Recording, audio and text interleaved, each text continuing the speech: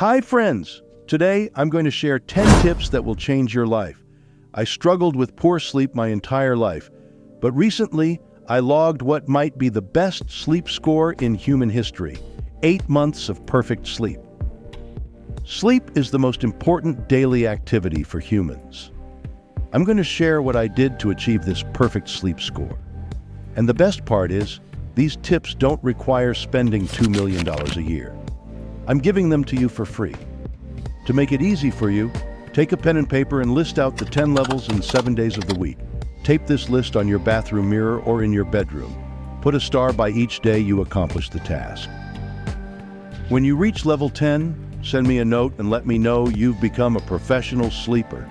I understand that sleep doesn't solve everything, but for me, it has made me feel well-rested and full of energy, which motivates me to tackle everything else with enthusiasm, and I'm sure it will do to you as well. 1. Embrace the identity of a professional sleeper. Number 1 on the list is to identify yourself as a professional sleeper. Currently, grind culture prevails, suggesting that you don't need much sleep and that you're weak if you prioritize it. However, this notion is flawed. It's important to prioritize sleep over hustle. Making sleep your number 1 priority will lead to feeling better, looking better, and finding life much easier. After all, as the saying goes, money never sleeps. But prioritizing rest is far from foolish. It's wise. 2. Establish a consistent bedtime level. 2 is all about maintaining a consistent bedtime. This is crucial because it signals to your body that it's time to sleep at the same hour every day. By sticking to a consistent bedtime, you can better organize your life. Consider it as the most important appointment of your day, just like showing up to work on time or being punctual for social gatherings. If you're even a few minutes late, you apologize. Similarly, don't let yourself down by failing to show up on time for sleep. In my family, we have a humorous tradition where when bedtime arrives, my partner and I drop everything and head to bed. It's a lighthearted way of emphasizing our commitment to prioritizing sleep. Personally, I've chosen 8:30 p.m. as my bedtime because I cherish the quiet hours of the early morning when I have uninterrupted time to myself. However, if you're a night owl and prefer a later bedtime, that's perfectly fine. The key is to select a bedtime that suits you and stick to it consistently. 3. Establish a wind-down routine level. 3 involves implementing a wind-down routine. From personal experience, I've learned that when I go to bed with my mind buzzing with the day's worries or opportunities, I spend the entire night thinking about them.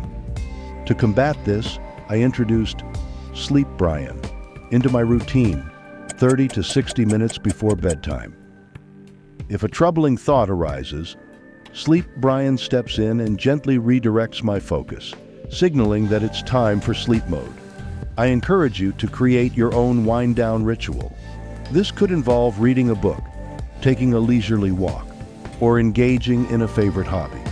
It's essential to avoid screens and activities that stimulate you, as well as avoiding conflicts or tackling difficult problems right before bed. Prepare yourself for a restful night instead. 4. Opt for early eating. Level 4 is all about eating early. Through numerous experiments with different food types and eating times, I discovered that I slept best when I followed a blueprint diet and had my last meal of the day at 11 a.m. While this may sound early to you, I adjusted to it over time. Now, this doesn't necessarily mean you need to eat at 11 a.m. too. Instead, it's an invitation to explore eating earlier in the day and avoiding heavy meals late at night, which can negatively impact your sleep. When attending social events, I often opt for light foods like steamed vegetables to avoid disrupting the gathering. Level 5, which we'll discuss next, is hopefully an obvious one. 5. Steer clear of stimulants.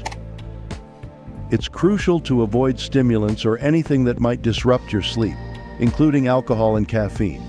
Personally, I found that even a small amount of alcohol in the evening significantly reduces my deep sleep by about 80%. As a result, I've completely eliminated alcohol from my evening routine. Similarly, caffeine affects each of us differently, but I've chosen to cut out all caffeine, and it has notably improved my sleep quality. Be mindful of how these substances may impact your sleep quality and consider limiting or avoiding them altogether. 6. Manage evening light exposure. Level 6 is all about regulating your exposure to light in the evening.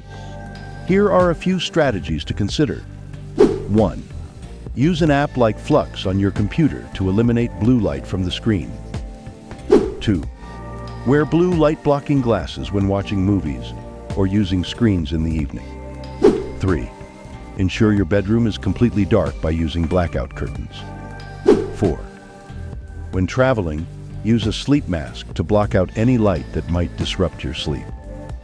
The goal is to avoid exposure to light that could interfere with your sleep patterns.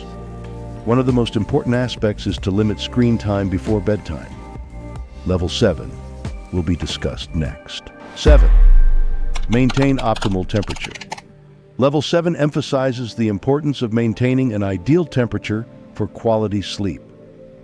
Similar to Goldilocks, it's about finding the temperature that's just right, not too hot and not too cold. While specific numbers may vary for each individual, extremes in temperature can disrupt sleep quality.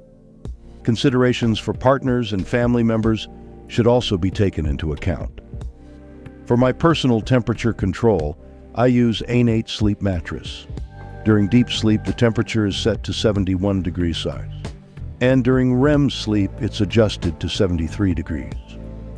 You can experiment with changing your thermostat or air conditioning settings, trying different types of bedding, and ensuring adequate airflow by opening doors or windows. 8. Create a peaceful sleep environment. Level 8 focuses on establishing a peaceful sleep environment, not only for yourself but also for your family and children. If I could go back in time, I would emphasize the importance of sleep to my family and set clear rules for bedtime routines. This includes going to bed on time, not waking anyone up at night unless absolutely necessary, and fostering good sleep habits that will last a lifetime. It's also essential to address external factors that may disrupt your sleep environment, such as noisy neighbors or barking dogs. Communicating with them politely can often lead to mutually beneficial solutions. In my own sleep environment, I reserve my bedroom exclusively for sleep. I avoid reading, watching movies, or hanging out in bed, as this helps signal to my body that it's time for sleep. Having a dedicated sleep environment can significantly improve sleep quality. Lastly, while it may be controversial, consider sleeping alone if possible. Synchronizing sleep routines and preferences with a partner can be challenging and may lead to disturbances during the night. If it's feasible and both parties agree, sleeping independently could result in higher quality sleep for both individuals. 9. Exposure to light. Level 9 involves exposing yourself to light in the morning to signal to your body that it's time to wake up and start the day. Personally, I wake up naturally around 5 or 5:30 a.m. every day, and the first thing I do is turn on a light with 10,000 lux intensity for a few minutes. This helps to boost mood and energy levels, while also reinforcing the body's internal clock.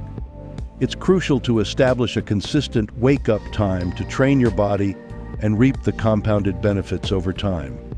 If you prefer, you can also get sunlight exposure by going outside in the morning, which is beneficial for regulating your circadian rhythm.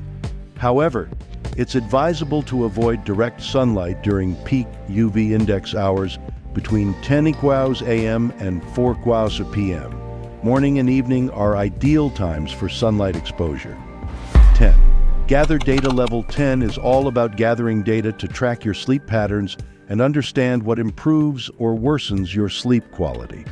While I initially considered putting this at the top of the list, I prioritized free methods first.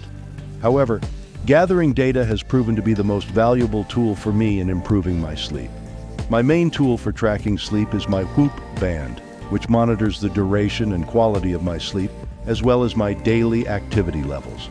This data has been instrumental in developing insights and understanding my sleep patterns. To put it into perspective, imagine training for a race without a stopwatch. You wouldn't know if you're improving or not. Similarly, tracking your sleep allows you to gauge your progress and make informed adjustments. By mastering these 10 steps to become a professional sleeper and making them non-negotiable habits, you can transform your sleep and, in turn, improve various aspects of your life. Once you've achieved mastery, send me a note. I'd love to hear about your journey. I promise, it will change your life. Thanks for watching. Don't forget to hit that like button and subscribe for more videos. Your support means the world to me. Until next time, as always, I wish you great health, prosperity, and joy.